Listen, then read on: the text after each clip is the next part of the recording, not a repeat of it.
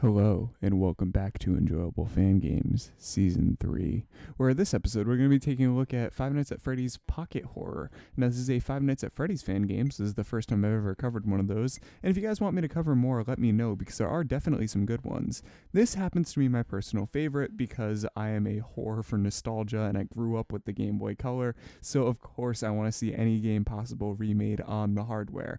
Now, this isn't using the official hardware, but it comes pretty damn close. The graphics and the overall presentation remind me a lot of the canceled Resident Evil game on Game Boy Color, which I guess they should because that's also a survival horror game and sort of the same vein as Five Nights at Freddy's, although in this game you're not moving. It's pretty much a one-to-one direct rip from the original game to a Game Boy hardware. It plays exactly as it should, but it doesn't use mouse, of course. It just uses keyboard to emulate the D-pad and A and B buttons. Now, the story from the two nights I've played so far is pretty much the exact same. The opening cutscene actually does a really good job conveying the new controls and also having very similar dialogue to the phone guy's first conversation from the first game.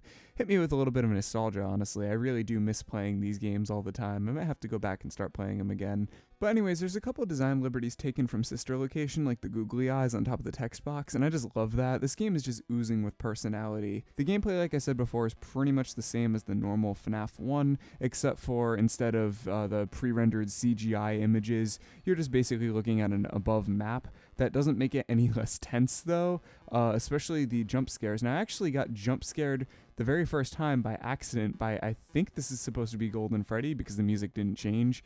And I was more confused than anything else, but as soon as Night 2 came on and I saw the Foxy meter actually start lighting up, yeah, that's when things got really tense. This really does remind me of playing the first FNAF for the first time and just trying to survive. Of course, spoiler alert, I didn't survive. As a matter of fact, if you want to see what a jump scare looks like in this game, here it is in 3, 2, 1.